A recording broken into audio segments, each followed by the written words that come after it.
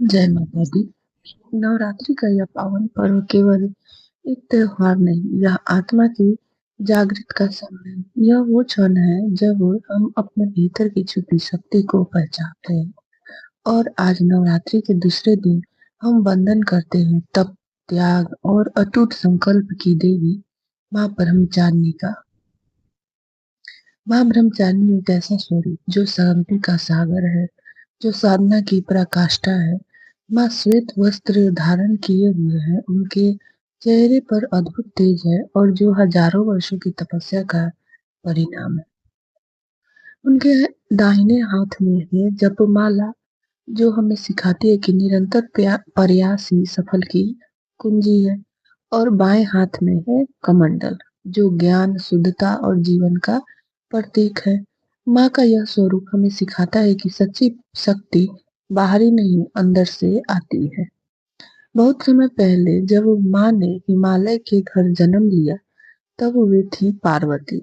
एक दिन देवर्षि नारद ने उन्हें बताया कि उनका भाग्य भगवान शिव से जुड़ा है, और बस यहीं से शुरू हुई एक ऐसी तपस्या जिसने तीनों लोकों को हिला दिया। पहले हजारों वर्ष तक माँ ने केवल फल और फूल खाए, फिर 100 वर्षों तक सिर्फ शाक पर जीवन बिताया, और फिर उन्होंने सब कुछ त्याग दिया। खुले आकाश के नीचे धूप, वर्षा और ठंड को सहते हुए वे अडिग रहे।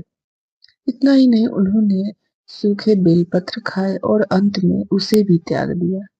तभी उनका नाम पड़ा अर्पणा। उनकी तपस्या इतनी प्रचंड थी कि देवता भी चिंतित हो उठे।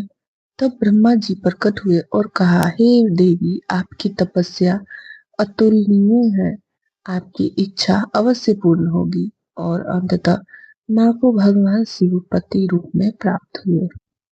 नवरात्रि के इस दिन सफेद, पीला और हरा रंग अत्यंत शुभ माना जाता है। सफेद शांति का प्रतीक है, पीला ज्ञान और ऊर्जा, हरा विकास और समृद्धि का। जब आप इन रंगों को धारण करते हैं, तो आप माँ की ऊर्जा से जुड़ जाते हैं। सुबह ब्रह्म मुहूर्त में उठें, स्नान कर स्वच्छ वस्त्र धारण करें। सबसे पहले सूर्य देव को जल अर्पित करें, फिर एक साफ चौकी पर लाल या पीला वस्त्र बिछाएं और माँ का प्रतिमा स्थापित करें। माँ को जल और पंचामृत से स्नान कराएं और फिर चंदन, अक्षत और कुमकुम का तिलक लगाएं। सुगंधित पुष्प अर्पित करें, विशेष रूप से चमेली का फूल। अब भोग लगाए चीनी, मिश्री या दूध से बनी मिठाई। मान्यता है कि इससे सौभाग्य में और लंबी आयु प्राप्त होती है। घर की नकारात्मक ऊर्जा को दूर करने के लिए अग्यारी करना अत्यंत लाभकारी होती है। मिट्टी के पात्र में गाय के गोबर का उपला जलाएं।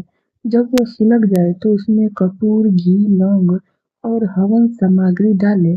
उसमें उठने वाला धुआं आपके घर को शुद्ध करता है और सकारात्मक ऊर्जा से भर देता है। अब समय है मन को शांत कर माँ को स्मरण करने का। आंख बंद करें और पूरे श्रद्धा भाव से जप करें।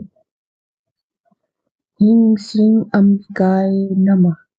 इस मंत्र का 108 बार जप करें।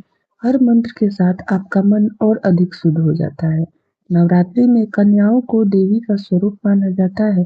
किसी छोटी कन्या को प्रेम से भोजन कराएं, उसे फल भेंट करें। यदि आपकी कोई मनोकामना है, तो उसे एक विशेष उपाय करें। कन्या को 2 फल दें और उनमें से एक फल वापस ले लें, और शाम को सबसे पहले वही फल ग्रहण करें।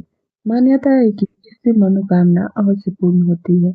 नवरात्रि केवल पूजा नहीं, यह अनुशासन का पर्व है। इन दिनों क्रोध से दूर रहें, झूठ न बोले, किसी की निंदा न करें, सात्विक भोजन करें और मन, वचन, कर्म से शुद्ध रहें। शाम को घर के मुख्य द्वार पर दीपक अवश्य जलाएं।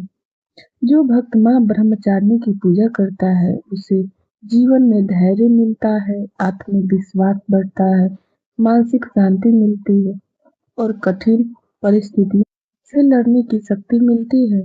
छात्रों के लिए यह पूजा एकाग्रता बढ़ाती है, और जो लोग जीवन में संघर्ष कर रहे हैं, उन्हें नई ऊर्जा मिलती है। अब अंत में कपूर जलाकर श्रद्धा से आरती करें। जय अम्बे ब्रह्मचारिणी माता, जय चतुरानन प्रिय सुखदाता।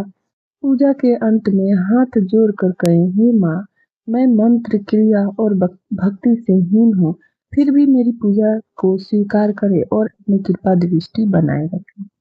नवरात्रि का यह दूसरा दिन हमें सिखाता है कि यदि संकल्प मजबूत हो तो कोई भी लक्ष्य असंभव नहीं है। जैसे माँ ने तप से शिव को पाया, वैसे ही हम भी जीवन के हर लक्ष्य को पा सकते हैं।